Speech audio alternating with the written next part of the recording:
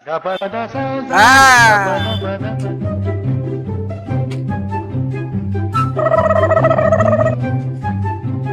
ନିଅନ୍ତୁ ଆଜ୍ଞା, କଦଳୀ କଦଳୀ ଆଜ୍ଞା, ଶସ୍ତା କଦଳୀ।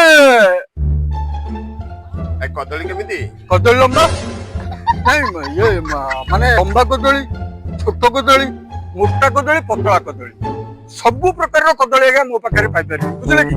ଏଣ୍ଟାର ବଜାର ଆପଣ ବୁଲିଯିବେ ଆଜ୍ଞା, ବଜାରରେ ଯୋଉ କଦଳୀ ନ ମିଳିବ ସେ କଦଳୀ ମୋ ପାଖରେ ମିଳିବ। ଆଜ୍ଞା ଆଜ୍ଞା। ଆଚ୍ଛା ତମ ପାଖରେ କି କଦଳୀ ଅଛି? କୋଉ କଦଳୀ ନେବେ କହୁନାହାନ୍ତି ଆଜ୍ଞା? ଆନ୍ଧ୍ରା କଦଳୀ, ଦେଶୀ କଦଳୀ, କାଠିଆ କଦଳୀ, ବନ୍ତୁଳ କଦଳୀ, ଆମେରିକାନ କଦଳୀ, ବିହାରୀ କଦଳୀ, ପଞ୍ଜାବୀ କଦଳୀ, ନେପାଳୀ କଦଳୀ, ବିଭିନ୍ନ ଜାତୀୟ ପ୍ରଜାତିର କଦଳୀ ଆଜ୍ଞା ମୋ ପାଖରେ ଆଭେଲେବଲ। ତମ ପାଖରେ ଏତେ ସବୁ କଦଳୀ ଅଛି? ହଁ ବହୁତ ପ୍ରକାର କଦଳୀ ଅଛି। ଆଚ୍ଛା ମତେ ଟିକେ ବୁଝେଇଲ ଆଜ୍ଞା ମାନେ ଏତେ ପ୍ରକାର ନାଁ କହିଲ କଦଳୀ ବିଷୟରେ, ହଁ କେମିତି କେମିତି ଏହାର ବ୍ୟବହାର କଣ, ଲାଷ୍ଟିଂ କଣ, କେମିତି କଣ ସବୁ କହିଲ? ଏଇ କଥା ଆଜ୍ଞା ବୁଝେଇଦବା।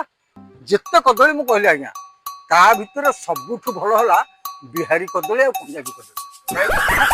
ବିହାରୀ କଦଳୀ ଆଉ ପଞ୍ଜାବୀ କଦଳୀ ଆର ସାଇଜ ଆଜ୍ଞା ଜବରଦସ୍ତ ଲମ୍ବା ଲମ୍ବା ମୋଟା ଜବରଦସ୍ତ ସାଇଜ। ଆଉ ଗୋଟେ କଥା ଆଜ୍ଞା, ବିହାରୀ କଦଳୀ ଆଉ ପଞ୍ଜାବୀ କଦଳୀ ଇଏ ବହୁତ ସମୟ ଧରିକି ଲାଷ୍ଟିଂ କରିବ। ହଁ ମାନେ ଆପଣ ଦେଖିଦେବେ ଦେଶୀ କଦଳୀ ହଉ କି ଆମର ବଟୁଳ କଦଳୀ ହଉ କି ଆନ୍ଧ୍ରା କଦଳୀ ହଉ, କି କଣ ଶୀଘ୍ର ତୁରିଯିବ। ସେ ଗରମ ପରେ ଟିକେ ନେତୁରି ଯାଏ, କିନ୍ତୁ ଇଏ ବିହାରୀ କଦଳୀ ଆଉ ପଞ୍ଜାବୀ କଦଳୀ ଇଏ ଆଜ୍ଞା ଶୀଘ୍ର ନେନ୍ତୁରିବନି କି ସାଙ୍କୁଡିବନି ଶୀଘ୍ର, ନା ଇଏ ବହୁତ ସମୟ ଧରିକି ଷ୍ଟ୍ରଙ୍ଗ ହେଇକି ରହିବ।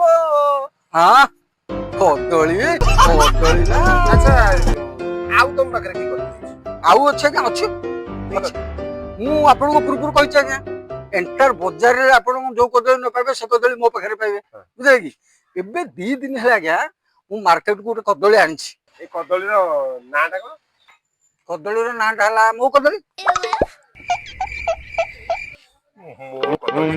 ନାଇଁ ଆପଣ କହିପାରିବେନି ମୋ କଦଳୀ।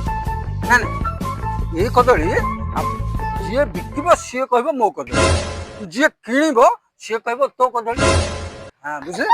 ଆଚ୍ଛା ଏ ଯୋଉ ଲୋକମାନେ ଆସିବେ, ମାନେ ଗ୍ରାହକ ଯିଏ ଆସିବେ, ତାକୁ ମୋ କଦଳୀ କହିବାକୁ ତମକୁ ଟିକେ ଲାଜ ଲାଗୁନି?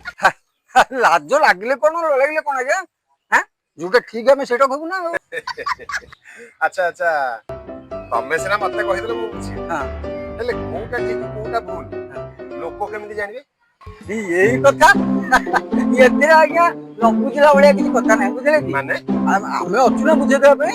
ଏବେ ମତେ ଯେମିତି ବୁଝେଇଲ ସେମିତି ବୁଝେଇବ। ଆପଣଙ୍କୁ ବି ବୁଝେଇଦେବି ନା, ଆପଣଙ୍କୁ ବୁଝେଇଦେବି। ଏଥିରେ କିଛି ଅବୁଝାଲା ଭଳିଆ କିଛି କଥା ନାହିଁ ଆଜ୍ଞା।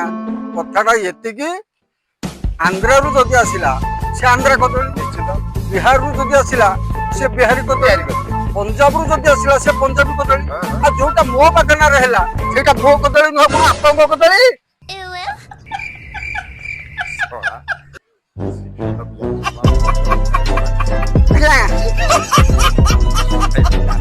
ମୋ କଦଳୀ ଆଜ୍ଞା, ମୋ କଦଳୀ।